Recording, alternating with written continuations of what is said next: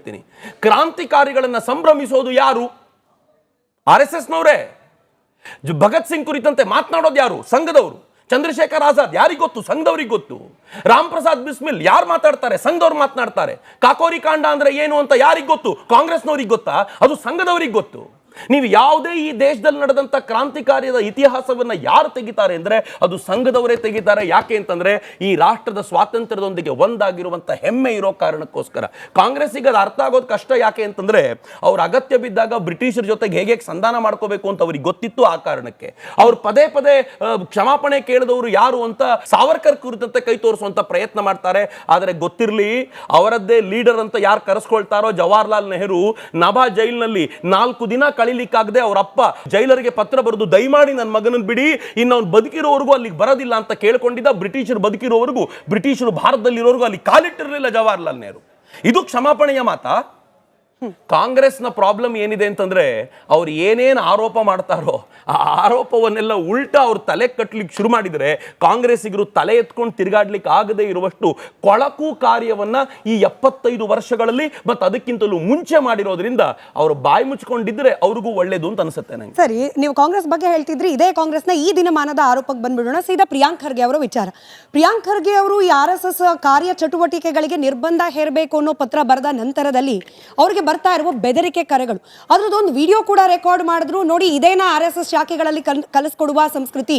ನೀವು ಮಾತೆ ಪೂಜಕ ಅಂತ ಹೇಳಿ ಹಾಡು ಹೇಳ್ತೀರಿ, ನಮಸ್ತೆ ಸದಾವತ್ಸಲೆ ಅಂತ ಹೇಳ್ತೀರಿ, ಒಂದೇ ಮಾತ್ರಂ ಅಂತ ಹೇಳ್ತೀರಿ, ತಾಯಿಯ ಪೂಜಕರು ನಾವು ಅಂತ ಹೇಳ್ತಾ ತಾಯಿ ತಂಗಿಗೆ ಅವಾಚ್ಯ ಶಬ್ದಗಳಲ್ಲಿ ನಿಂದಿಸ್ತೀರಿ. ಇದೇನಾ RSS ನ ಸಂಸ್ಕೃತಿ? ನೇರವಾದ ಪ್ರಶ್ನೆ. ನನಗೆ ಕೆಲವೊಂದ್ಸಲ ಅನ್ಸುತ್ತೆ ಪ್ರಿಯಾಂಕ್ ಖರ್ಗೆ ಅವರು ತಮಗೆ ಬೇಕಾದವ್ರ ಹತ್ರ ಅವರೇ ಫೋನ್ ಮಾಡಿಸಿದ್ರಾ ಅಂತ. ನಂಗೆ ಡೌಟ್ ಇದೆ, ಭಾಳ ಡೌಟ್ ಇದೆ. ಯಾಕೆಂತಂದರೆ ಇವರ ಟೆಂಟ್ಯಾಕಲ್ಸು ಬರೀ ಭಾರತದಲ್ಲಿ ಮಾತ್ರ ಇಲ್ಲ, ದುಬೈಯಲ್ಲೂ ಇದೆ, ಕತಾರ್ನಲ್ಲೂ ಇದೆ, ಎಲ್ಲ ಕಡೆಯಿಂದ. ಇವ್ರ ಚೀಫ್ ಅಂತ ಯಾರನ್ನು ಕರೀತಾರಲ್ಲ, ಪದೇ ಪದೇ ಟ್ವೀಟ್ ಮಾಡ್ತಿರ್ತಾರೆ, ಚೀಫ್ ಅಂತ ಕರೀತಾರೆ. ಜುಬೇರ್ ಅಂತ ಒಬ್ಬ ಫ್ಯಾಕ್ಟ್ ಚೆಕ್ಕರ್ ಇದ್ದಾನೆ, ಅವನಿಗೆ ಚೀಫ್ ಅಂತ ಕರೀತಿರ್ತಾರೆ. ಚೀಫ್ ಅಂತ ಕರೆಯುವಂಥ ಜುಬೇರ್ ಲಿಂಕ್ಸ್ ಏನೇನಿದೆಯೋ ಹೇಳಲಿಕ್ಕೆ ಬರೋದಿಲ್ಲ. ಹೀಗಾಗಿ ಅಲ್ಲಿನ ಮೂಲಕ ಯಾರ ಹತ್ರ ಮಾಡಿಸಿದಾರೋ ದೇವರೇ ಬಲ್ಲ. ನಂದು ಒಂದೇ ಒಂದು ಪ್ರಶ್ನೆ, ನೀವು ಆರ್ಡಿನರಿ ಸಿಟಿಸನ್ ಅಲ್ಲ, ಯು ಆರ್ ನಾಟ್ ಅ ಚಕ್ರವರ್ತಿ ಸೂಲಿಬೆಲೆ. ನನಗೆ ಯಾರಾದರೂ ಫೋನ್ ಮಾಡಿದ್ರೆ ನಾನು ವಿಡಿಯೋ ರೆಕಾರ್ಡಿಂಗ್ ಮಾಡಿ ನಾನು ಮೀಡಿಯಾ ಕೊಡಬೇಕು, ನೋಡಿ ಹೆಂಗೆ ಕಾಲ್ ಮಾಡ್ತಿದ್ದಾರೆ, ಹೆದರಿಸ್ತಿದ್ದಾರೆ ಅಂತ. ಇವರ IT ಮಿನಿಸ್ಟರ್ ಸರ್, ನೀವು IT ಮಿನಿಸ್ಟ್ರು, ನೀವು ಆರ್ಡಿನರಿ ಬೇರೆ ಮಿನಿಸ್ಟ್ರು ಅಲ್ಲ. ನಿಮ್ಮ ಹತ್ರ ಎಲ್ಲ ಇರುತ್ತೆ. ನೀವು ಚಕ್ರವರ್ತಿ ಸೂಲಿಬೆಲೆಯ ಯೂಟ್ಯೂಬ್ ಚಾನೆಲ್ನ ಕ್ಲೋಸ್ ಮಾಡಲಿಕ್ಕೆ ಲೆಟರ್ ಹಾಕ್ಬೋದು, ನೀವು ನನ್ನ ಟ್ವಿಟರ್ ಹ್ಯಾಂಡಲ್ನ ಕ್ಲೋಸ್ ಮಾಡಿಸ್ಲಿಕ್ಕೆ ಲೆಟರ್ ಹಾಕ್ಬೋದು, ನೀವು ಅನೇಕರ FB ಪೋಸ್ಟ್ಗಳನ್ನು ಅಥವಾ ಅವ್ರ FB ಅಕೌಂಟನ್ನು ಕ್ಲೋಸ್ ಮಾಡಿಸ್ಲಿಕ್ಕೆ ಮಾಡ್ಬೋದು. ನಿಮ್ಗೊಂದು ಫೋನ್ ಯಾರು ಮಾಡ್ತಿದ್ದಾರೆ ಅಂತ ಹುಡುಕ್ಲಿಕ್ಕೆ ಆಗ್ತಿಲ್ವಾ? ಸರ್ಕಾರ ನಿಮ್ದೇ ಸರ್. ಇಲ್ಲಿ BJP ಸರ್ಕಾರ ಇದ್ದಿದ್ರೆ ಇವತ್ತು ನೀವು BJP ಕಂಪ್ಲೇಂಟ್ ಆದ್ರೂ ಕೊಡ್ಬೋದಾಗಿತ್ತು. ನಿಮ್ದೇ ಸರ್ಕಾರ ಇದೆ. ಯಾರು ಫೋನ್ ಮಾಡಿದ್ನೋ ಕರ್ಕೊಂಡು ಬರಲ್ಲ, ಅವ್ನು ಮುಂದೆ ನಿಲ್ಸಿರಲ್ಲ, ಯಾರು ಮಾತನಾಡಿದ್ದಿನ ಅಂತ ಕೇಳ್ರಲ್ಲ. ಈ ಪ್ರಶ್ನೆ ಇಲ್ಲ ಅವರಿಗೆ. ಅವ್ರಿಗಿರೋದು ಏನು ಅಂತಂದ್ರೆ ಈ ತರದೊಂದು ಗೂಬೆನ್ ಕೂರಿಸ್ಕೋಬೇಕು ಅಂತ ರೂಢಿ ಆಗೋಗಿದೆ ಅವರಿಗೆ. ಬಟ್ ಇದಕ್ಕೂ ಉತ್ತರ ಕೊಟ್ಟಿದ್ದಾರೆ. ನಾನು ಕಂಪ್ಲೇಂಟ್ ಕೊಟ್ರೆ ಒಬ್ಬ ವ್ಯಕ್ತಿ ಸಿಗಾಕೊಳ್ತಾನೆ, ಆತನಿಗೆ ಶಿಕ್ಷೆ ಆಗುತ್ತೆ. ನನಗೆ ಶಿಕ್ಷೆ ಒಬ್ಬ ವ್ಯಕ್ತಿ ಕೊಡಿಸೋ ಉದ್ದೇಶ ಇಲ್ಲ, ಮನಸ್ಥಿತಿಯನ್ನ.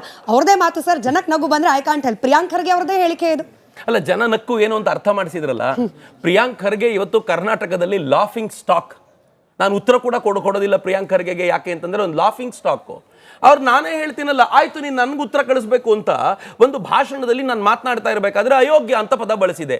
ಅವ್ರ ತಂದೆಯವ್ರ ಬಗ್ಗೆ ಹೇಳಬೇಕಾದಾಗ ನೀವು ನೋಡಿದ್ರೆ ಆಶ್ಚರ್ಯ ಅನ್ಸುತ್ತೆ. ಬೇಕಿದ್ರೆ ನೀವು ವೆರಿಫೈ ಮಾಡ್ಬೋದು. ಈ ESI ಹಾಸ್ಪಿಟಲ್ ಕಲಬುರ್ಗಿಯಲ್ಲಿ ಏನಿದೆ ಅದನ್ನ ನೀವು ಟಾಪ್ ವ್ಯೂ ನೋಡಿದ್ರೆ ಖರ್ಗೆ ಅಂತ ಕಾಣುತ್ತೆ. ಯಾರ ದುಡ್ಡಲ್ಲಿ ಕಟ್ಟಿರೋದು? ಸರ್ಕಾರದ ದುಡ್ಡಲ್ಲಿ, ಜನರ ದುಡ್ಡಲ್ಲಿ, ನಾವು ಕಟ್ಟಿರುವಂತ ತೆರಿಗೆಯ ದುಡ್ಡಿನಲ್ಲಿ ತಮ್ಮ ಹೆಸರು, ಫ್ಯಾಮಿಲಿ ಹೆಸರು ಉಳಿಸ್ಕೊಳ್ಳಿಕ್ಕೆ ಖರ್ಗೆ ಅಂತ ಕಾಣುವಂತೆ ಮಾಡಿದ್ದಾರೆ. ನಾನು ಹೇಳಿದೆ ಎಂತೆಂಥ ಅಯೋಗ್ಯ ಜನ ಇರ್ತಾರಪ್ಪ ಅಂತ. You know what he did? ತನ್ನ ಕಾಂಗ್ರೆಸ್ನ ವ್ಯಕ್ತಿಗಳನ್ನ ಬಳಸ್ಕೊಂಡು ನನ್ನ ಮೇಲೆ ಅಟ್ರಾಸಿಟಿ ಕೇಸ್ ಹಾಕಿದ್ರು. ಮಿನಿಸ್ಟರು ಅಟ್ರಾಸಿಟಿ ಕೇಸ್ ಹಾಕಿ ಕೋರ್ಟ್ಗೆ ಹೇಳಿದ್ರು ಐ ಸ್ಪೆಂಡ್ 1 lakh rupees. ನಾನು ಸುಪ್ರೀಂ ಕೋರ್ಟ್ವರೆಗೂ ಹೋಗಿ ಆ ಸುಪ್ರೀಂ ಕೋರ್ಟ್ ಛೀಮಾರಿ ಹಾಕ್ಬೇಕಾಗಿ ಬಂತು. ಇಂಥ ಕೇಸ್ ತಗೊಂಡು ಬರ್ತೀರಾ, ನಾಚಿಕೆ ಆಗೋದಿಲ್ವಾ ಅಂತ ಬೈದು ನನಗೆ ಹೇಳ್ತು ನೀನು ಅಯೋಗ್ಯ ಅಂತ ಹೇಳ್ಬೋದು ಇನ್ಮೇಲೆ ಅಂತ. ಅಂದ್ರೆ ಅರ್ಥ ಯೋಚನೆ ಮಾಡಿ. ಅಂದ್ರೆ ಒಬ್ಬ ವ್ಯಕ್ತಿಗೋಸ್ಕರ ನೀವು ಅಲ್ಲಿವರೆಗೂ ಸುಪ್ರೀಂ ಕೋರ್ಟ್ವರೆಗೂ ಇಡೀ ಸರ್ಕಾರವನ್ನ ಬಳಸಿ ಎಳ್ಕೊಂಡು ಹೋಗ್ತೀರಾ ಅಂತ ಆದ್ರೆ ನಿಮಗೆ ಒಬ್ಬ ವ್ಯಕ್ತಿಯನ್ನ ಹಿಡಿದು ಅವನ ಹಿಂದೆ ಇರೋದು ಯಾರು ಅಂತ ಹುಡುಕ್ಬೇಕಲ್ಲ. ಅಂದ್ರೆ ಎಲ್ಲೋ ಒಂದ್ ಕಡೆ ದಾಲ್ ಮೇ ಕುಚ್ ಕಾಲಾ ಹೈ ಅಂತ ಹೇಳ್ತಾರಲ್ಲ, ನನಗೆ ನೋಡಿದಾಗ ಅನ್ಸುತ್ತೆ ಪ್ರಿಯಾಂಕ್ ಖರ್ಗೆ ಅವರನ್ನ ದಾಲ್ ಪೂರಾ ಕಾಲಾ ಹೈ. ತಮಿಳುನಾಡಿನ ಮಾದರಿಯಲ್ಲಿ ಇಲ್ಲೂ ಕೂಡ ಇದು ಕೇವಲ ಪ್ರಿಯಾಂಕ್ ಖರ್ಗೆ ಅವರಲ್ಲ, ಮುಖ್ಯಮಂತ್ರಿಗಳ ತನಕ ಬರ್ತಾ ಇದೆ ರಿಯಾಕ್ಷನ್. ಸರ್ಕಾರದ ಮುಖ್ಯ ಕಾರ್ಯದರ್ಶಿಗಳಿಗೆ ಸೂಚಿಸಿದ್ದಾರಂತೆ, ತಮಿಳುನಾಡಿನ ಮಾದರಿಯಲ್ಲಿ ನಮ್ಮಲ್ಲೂ ಕೂಡ RSSನ ಚಟುವಟಿಕೆಗಳಿಗೆ ನಿರ್ಬಂಧ ಹೇರಬಹುದಾ, ನೀವು ಅದ್ರ ಬಗ್ಗೆ ಅಧ್ಯಯನ ಮಾಡಿ ವರದಿ ಕೊಡಿ ಅಂತ ಹೇಳಿ. ತಮಿಳುನಾಡಿನಲ್ಲಿ ಇದಕ್ಕೆ ಒಂದು ನಿಮಿಷ ಎಕ್ಸ್ಟ್ರಾ ತಗೊಳ್ಬೋದು ನನ್ನ ಪ್ರಶ್ನೆಗೆ. ತಮಿಳುನಾಡಿನಲ್ಲಿ ಈ ವಿಚಾರ ಸುಪ್ರೀಂ ಕೋರ್ಟ್ನವರೆಗೆ ಹೋಯಿತು. ಹೈಕೋರ್ಟ್ನ ಡಿವಿಷನಲ್ ಬೆಂಚ್ ಮುಂದೆ ಬಂದಾಗ ಹೈಕೋರ್ಟ್ ಬಹಳ ಸ್ಪಷ್ಟವಾದ ನಿರ್ದೇಶನ ಕೊಟ್ಟಿದ್ದು, ರಾಜ್ಯ ಸರ್ಕಾರದ ಹೊಣೆಗಾರಿಕೆ ಇರೋದು ರಕ್ಷಿಸೋದೇ ಹೊರತು ನಿರ್ಬಂಧಗಳನ್ನು ಹೇರೋದಲ್ಲ. ಇದು ತಮಿಳುನಾಡಿನಲ್ಲಾದ ಘಟನೆಗೆ ಹೈಕೋರ್ಟ್ನ ಡಿವಿಷನಲ್ ಬೆಂಚ್ ಕೊಟ್ಟಿರೋ ಅಬ್ಸರ್ವೇಷನ್. ಇದನ್ನೆಲ್ಲ ಗಮನಿಸದೆ ಪ್ರಿಯಾಂಕ್ ಖರ್ಗೆ ಅಂತ ಒಬ್ಬ IT ಸಚಿವರು ಪತ್ರ ಬರೀತಾರೆ. ಇದನ್ನ ಪರಿಗಣಿಸದೆ ಒಬ್ಬ ಮುಖ್ಯಮಂತ್ರಿಗಳು ಸರ್ಕಾರದ ಮುಖ್ಯ ಕಾರ್ಯದರ್ಶಿಗಳಿಗೆ ಸೂಚನೆ ಕೊಡ್ತಾರೆ. ಸರ್ಕಾರದ ಮುಖ್ಯ ಕಾರ್ಯದರ್ಶಿಗಳು ಏನು ಮಾಡ್ತಿದ್ದಾರೆ ಐ ಡೋಂಟ್ ನೋ. ಒಂದೇ ವಿಷಯ ಹೇಳ ಸ್ಮಿತಾ ಅವರೇ, ನಾನು ಇದಕ್ಕೆ ತುಂಬ ವಸ್ತುನಿಷ್ಠವಾಗಿರುವಂಥ ಉತ್ತರ ಕೊಡ್ಲಿಕ್ಕೆ ಹೋಗೋದಿಲ್ಲ. ನನಗೆ ಪ್ರಿಯಾಂಕ್ ಖರ್ಗೆ ಅವ್ರನ್ನ ಇದ್ದ ಜಾಗಕ್ಕಿಂತ ಮೇಲೆ ಎತ್ತರಕ್ಕೆ ತೆಗೆದುಕೊಂಡು ಬರುವಂಥ ಇಷ್ಟ ಇಲ್ಲ, ಆ ಯೋಗ್ಯತೆ ಇಲ್ಲ ಅವರಿಗೆ. ಸೊ ಪ್ರಾಬ್ಲಮ್ ಏನು ಅಂತಂದರೆ, ಈಗ ಆಗಸ್ಟ್ ಕ್ರಾಂತಿ, ಡಿಸೆಂಬರ್ ಕ್ರಾಂತಿ ನಡಿಬೇಕು, ನವೆಂಬರ್ ಕ್ರಾಂತಿ ಅಂತ ನೀವೇ ಹೇಳ್ತಿದ್ದೀರಾ. ನವೆಂಬರ್ ಡಿಸೆಂಬರ್ ಕ್ರಾಂತಿ ಆಗುತ್ತೆ ಅಂತ ಎವ್ರಿ ಒನ್ ಇಸ್ ವೇಟಿಂಗ್. ನಾವಲ್ಲ ಸರ್, ಕಾಂಗ್ರೆಸ್ನವರೇ ಹೇಳ್ತಿದ್ದಾರೆ. ಸರಿ, ಕಾಂಗ್ರೆಸ್ನವ್ರು ಇಲ್ಲ ಅಂತ ಹೇಳ್ತಾರೆ, ಮೀಡಿಯಾಗಳು ಮಾತನಾಡ್ತಾ ಇವೆ, ಅಥವಾ ಇಡೀ ರಾಜ್ಯಕ್ಕೆ ಗೊತ್ತು ಏನೋ ಆಗುತ್ತೆ ಈಗ ಬದಲಾವಣೆ ಅಂತ. ಯಾರನ್ನು CM ಮಾಡಬೇಕು ಇವರನ್ನು ಬದಲಾಯಿಸಿದ್ರೆ? ಅದು DK ಶಿವಕುಮಾರ್ನ ಮಾಡಬೇಕು ಅಂತಿದೆ. ಆದರೆ ಚರ್ಚೆಯಲ್ಲಿ DK ಶಿವಕುಮಾರ್ ಜಾಸ್ತಿ ಇದ್ದಾರೆ. DK ಶಿವಕುಮಾರ್ ಬಿಟ್ಟರೆ ಮತ್ತೆ ಯಾರು ಚರ್ಚೆಯಲ್ಲಿದ್ದಾರೆ? ಸಿದ್ದರಾಮಯ್ಯನವರಿಗೆ ಯಾರಾದರೂ ಒಬ್ಬರು ಬೇಕಾಗಿತ್ತು. ಅದಕ್ಕೆ ಏನು ಚರ್ಚೆ ಮಾಡಿದರೆ ತುಂಬ ಚರ್ಚೆ ಜೋರಾಗುತ್ತೆ ಅಂದರೆ RSS ಅನ್ನು ಬೈದರೆ ಮಾತ್ರ ಅಂತ ಗೊತ್ತಿತ್ತು. ಹೀಗಾಗಿ ಅನವಶ್ಯಕವಾಗಿ ಒಂದು ಪತ್ರವನ್ನು ಅವ್ರು ಬರೆದ್ರು. ಆ ಪತ್ರ ಡಸ್ಟ್ಬಿನ್ನಿಗೆ ಎಸೆಯೋಕ್ಕಿಂತ ಬೇರೆ ಯಾವ ವ್ಯಾಲ್ಯೂನೂ ಆ ಪತ್ರಕ್ಕಿಲ್ಲ. IT ಮಿನಿಸ್ಟ್ರು ಇಷ್ಟು ಪತ್ರ ಬರಿಬೋದಾ? ಎಂಥ ನಾಚಿಕೆಗೇಡಿನ ಸಂದರ್ಭದಲ್ಲಿ ಗೂಗಲ್ನ AI ಹಬ್ಬು ಪಕ್ಕದ ಆಂಧ್ರಕ್ಕೆ ಶಿಫ್ಟ್ ಆಗಿ ಹೋಯ್ತು. ಅಲ್ಲಿಗೆ ಗೂಗಲ್ ಹಬ್ ಹೋಗಿದೆ ಅಂತ ಗೊತ್ತಾಗುವಾಗ ಆತ ಏನ್ ಹೇಳಿದ ಗೊತ್ತಾ? ಅಲ್ಲಿನ IT ಮಿನಿಸ್ಟ್ರು, ಬೇರೆ IT ಮಿನಿಸ್ಟ್ರುಗಳು ಕೆಲಸಕ್ಕೆ ಬಾರದವರಾಗಿದ್ರೆ ನಾನೇನ್ ಮಾಡ್ಲಿ, ನಾನು ಕರ್ಕೊಂಡು ಬಂದಿದ್ದೀನಪ್ಪ ಇಲ್ಲಿಗೆ ಅಂತ ಅಷ್ಟು ಕೆಟ್ಟದ್ದಾಗಿ ನಿರ್ಲಜ್ಜ ಅನ್ನೋ ತರ ನಮ್ಮ IT ಮಿನಿಸ್ಟರ್ ಬೈದಾಗ್ಲೂ ಕೂಡ ನಮ್ಮ IT ಮಿನಿಸ್ಟ್ರು ಅದಕ್ಕೇನೂ ಹೇಳದೆ, ಅದಕ್ಕೇನೂ ಮಾತನಾಡದೆ ಈ ತರದ ಪತ್ರ ಬರೀತಾರೆ ಅಂತಂದ್ರೆ ಇದು ಪೊಲಿಟಿಕಲ್ ಪತ್ರ. ಅವರಿಗೆ ಸಂಘದ ಮೇಲೆ ದ್ವೇಷ ಮಾಡ್ಲಿಕ್ಕೆ ಏನೂ ಇಲ್ಲ ಅಂತ ಗೊತ್ತಿದೆ ಅವರಿಗೆ, ಮತ್ತೆ ಈ ದ್ವೇಷ ನಿಲ್ಲೋದು ಇಲ್ಲ ಅಂತ ಗೊತ್ತು. ಆದ್ರೆ ಇದರ ಕಾರಣಕ್ಕೋಸ್ಕರ ಇಷ್ಟು ಚರ್ಚೆ ಆಯ್ತಲ್ಲ. ನಾನು ಇವತ್ತು ಹೇಳ್ಬೋದು ಅಂತಂದ್ರೆ, ಈ ಡಿಬೇಟ್ ನ ಮೊದಲ ಅರ್ಧ ಗಂಟೆ ಬರೀ ಪ್ರಿಯಾಂಕಾ ಗಾಂಧಿ ಅವರ ಚರ್ಚೆಗೆ ಬಂತು. ಯಾವ ಪ್ರಿಯಾಂಕಾ ಅವ್ರ ಬಗ್ಗೆ ಚರ್ಚೆ ಮಾಡ್ಲಿಕ್ಕೆ ಏನೂ ಇರ್ಲಿಲ್ವೋ? ಪ್ರಿಯಾಂಕ್ ಖರ್ಗೆ ಅವ್ರ ಬಗ್ಗೆ ಚರ್ಚೆ ಮಾಡ್ಲಿಕ್ಕೆ ಏನೂ ಇರ್ಲಿಲ್ವೋ ಅಂತವ್ರು ಚರ್ಚೆಗೊಂದು ವಿಚಾರ ತಗೊಂಡ್ ಬಂದ್ರಲ್ಲ. ಅವ್ರ RSS ಬಗ್ಗೆ ಹೇಳದೆ, ಅವ್ರೇನಾದ್ರೂ ಕಲಬುರಗಿಯ ಡೆವಲಪ್ಮೆಂಟ್ ಬಗ್ಗೆ ಹೇಳಿದ್ದಿದ್ರೆ ಅವ್ರ ಬಗ್ಗೆ ಚರ್ಚೆ ನಡೀತಿರ್ಲಿಲ್ಲ. ಕಲಬುರಗಿಯಲ್ಲಿ ಬೀದಿಯಲ್ಲಿ ಗಲಾಟೆ ನಡೆದಿರ್ತಿತ್ತು. ಯಾಕಂದ್ರೆ ಡೆವಲಪ್ಮೆಂಟ್ ನ ವಿಚಾರದಲ್ಲಿ ಅಷ್ಟು ಹಿಂದುಳಿದಂತ ಮನುಷ್ಯ ಆತ. ಸೊ ಹೀಗಾಗಿ ಅವ್ರಿಗೆ ಇರೋದು ಒಂದೇ ಒಂದು ಉದ್ದೇಶ, DK ಶಿವಕುಮಾರ್ ಅವ್ರನ್ನ ಹಿಂದಕ್ಕೆ ತಳ್ಳಿ ರೇಸ್ನಲ್ಲಿ ತಾನು ಮುಂದಕ್ಕೆ ನಿಂತ್ಕೊಂಡು ತನ್ನ ಆಕಾಗಳ ಎದುರುಗಡೆ ನಾನಿದ್ದೀನಿ, ನನ್ನನ್ನು CM ಮಾಡ್ತೀರಾ ಅಂತ ಕೇಳಬೇಕು. CM ಕುರ್ಚಿ ಬಿಡಿ, ತನ್ನ ಸ್ವಂತ ಕುರ್ಚಿಯನ್ನು ಅಲ್ಲಿನ DMK ಸರ್ಕಾರ ಬಲವಂತವಾಗಿಯೋ ಒತ್ತಡವಾಗಿಯೋ ಹೇರ್ಲಿಕ್ಕೆ ಸುಲಭವಾಯಿತು. ಅಂಥದ್ದೇ ಪ್ರಯತ್ನ ಕರ್ನಾಟಕದಲ್ಲಾದ್ರೆ ರೆಸ್ಪಾನ್ಸ್ ಅಷ್ಟೇ ನಿಧಾನಗತಿಯಲ್ಲಿ, ಅಷ್ಟೇ ಕಡಿಮೆ ತೀವ್ರತೆಯಲ್ಲಿ ಇರಬಹುದಾ? ನಾನು ಹೈಪೋಥೆಟಿಕಲ್ ಪ್ರಶ್ನೆನೇ ಕೇಳ್ತಾ ಇದ್ದೀನಿ. ಅವರಿಗೆ ಬಹುಶಃ ಅಂದಾಜಿಲ್ಲ. ಕರ್ನಾಟಕದ ಕಾಂಗ್ರೆಸ್ನಲ್ಲಿರುವಂಥ ಬಹುತೇಕರು ಕೂಡ ರಾಷ್ಟ್ರೀಯ ಸ್ವಯಂ ಸೇವಕ ಸಂಘವನ್ನು ಗೌರವಿಸುವಂಥವರೇ. ಸ್ವತಃ DCM ಅವರು ಸದನದಲ್ಲಿ ಮಾತನಾಡ್ತಾ ಇರಬೇಕಾದಾಗ ನನಗೂ ಕೂಡ ನಮಸ್ತೆ ಸದಾವತ್ಸಲೆ ಮಾತೃಭೂಮಿ ಗೊತ್ತು ಅಂತ ಹೇಳಿದರು. ಆನಂತರ ಅನಿವಾರ್ಯಕ್ಕೆ ಬಿದ್ದು CM ರೇಸ್ನಲ್ಲಿ ಇರೋದ್ರಿಂದ ಅವರು ಕ್ಷಮೆ ಕೇಳಬೇಕಾಗಿ ಬಂತು. ಬಟ್ ನಾನು ಹೋಗಿದ್ದೀನಿ, ನನಗೆ ಶಾಖೆಗಳು ತುಂಬ ಚೆನ್ನಾಗಿ ಗೊತ್ತು ಅಂತ.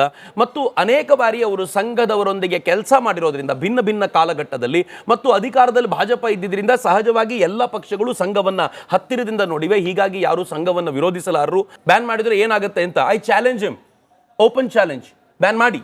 ನೀವು ಹೇಳಿದಿರ ತಾನೆ, ಬ್ಯಾನ್ ಮಾಡಿ ನೋಡಿ. ಆನಂತರ ಕರ್ನಾಟಕದಲ್ಲಿ ಒಂದು ಹೊಸ ಕ್ರಾಂತಿ ಆಗದೆ ಹೋದರೆ ಕೇಳಿ ಅಂತ.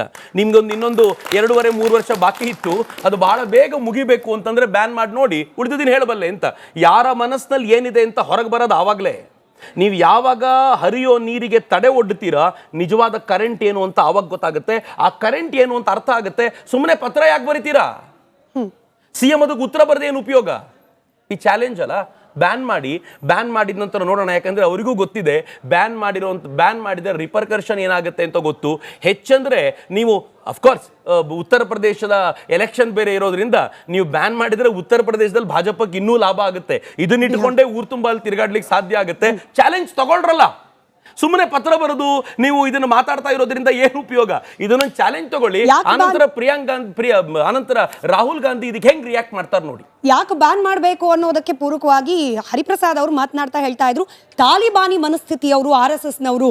ಹೀಗಾಗೇನೆ ಅದರಲ್ಲೂ ಸಮಾಜಕ್ಕೆ ಒಂದು ರೀತಿಯಲ್ಲಿ ಶಾಂತಿಯನ್ನ, ಸುವ್ಯವಸ್ಥೆಯನ್ನ ಕದಡುವ ಮನಸ್ಥಿತಿಯವರು. ಹೀಗಾಗಿ ತಾಲಿಬಾನಿಗಳು ಎಕ್ಸಾಕ್ಟ್ಲಿ ಅದೇ ವರ್ಡನ್ನ ಉಪಯೋಗಿಸಿ ಪ್ರತಿಕ್ರಿಯೆ ನೀಡಿದ್ದಾರೆ. ಹಾಗಾಗಿ ಬ್ಯಾನ್ ಮಾಡಬೇಕು ಅಂತ ಹೇಳಿ. ಮಜಾ ಏನ್ ಗೊತ್ತಾ, ಇತ್ತೀಚಿನ ದಿನಗಳವರೆಗೂ ತಾಲಿಬಾನ್ ಕಂಡ್ರೆ ಬಹಳ ಪ್ರೀತಿ ಇತ್ತು ಅವರಿಗೆ. ಈಗ ಇದ್ದಕ್ಕಿದ್ದಂತೆ ತಾಲಿಬಾನ್ ಕಂಡ್ರೆ ಆಗ್ತಿಲ್ಲ. ಯಾಕೆ ಹೇಳಿ? ತಾಲಿಬಾನ್ ಪಾಕಿಸ್ತಾನದ ವಿರುದ್ಧ ಆಗಿದೆ ಅಂತ. ಅವರಿಗೆ ಯಾರ್ಯಾರು ಪಾಕಿಸ್ತಾನದ ವಿರುದ್ಧವೋ ಅವರೆಲ್ಲ ತಾಲಿಬಾನಿಗಳು ಅಂತ ಅನಿಸ್ಲಿಕ್ಕೆ ಶುರುವಾಗಿದೆ ಈಗ. ಸಹಜವಾಗಿಯೇ ಭಾರತದ ಪ್ರತಿಯೊಬ್ಬನೂ ಕೂಡ ಅವನು ಪ್ರಾಮಾಣಿಕ ದೇಶಭಕ್ತನಾಗಿದ್ದರೆ ಅವನು ಪಾಕಿಸ್ತಾನದ ವಿರೋಧಿಯೇ. ಆಪರೇಷನ್ ಸಿಂಧೂರ್ ನಡೆದಾಗ ಆಪರೇಷನ್ ಸಿಂಧೂರ್ ಆಗಬಾರ್ದಾಗಿತ್ತು, ನಾವು ಯಾರ ಜೊತೆಗೂ ಯುದ್ಧಕ್ಕೆ ಹೋಗಬಾರ್ದು ಅಂತ ಟ್ವೀಟ್ ಮಾಡಿದ್ದು ಅಯೋಗ್ಯ ಕಾಂಗ್ರೆಸ್ಸಿಗರು. ಅದು ಯಾರೋ ಒಬ್ಬ ಸಣ್ಣ ಪುಟ್ಟ ಕಾಂಗ್ರೆಸ್ಸಿನ ಲೀಡರ್ ಅಲ್ಲ, ಕಾಂಗ್ರೆಸ್ಸಿನ ಅಫಿಷಿಯಲ್ ಹ್ಯಾಂಡಲ್ ನಿಂದ ಮಹಾತ್ಮ ಗಾಂಧೀಜಿಯವರ ಸ್ಟೇಟ್ಮೆಂಟ್ ಅನ್ನು ಹಾಕಿದ್ರು.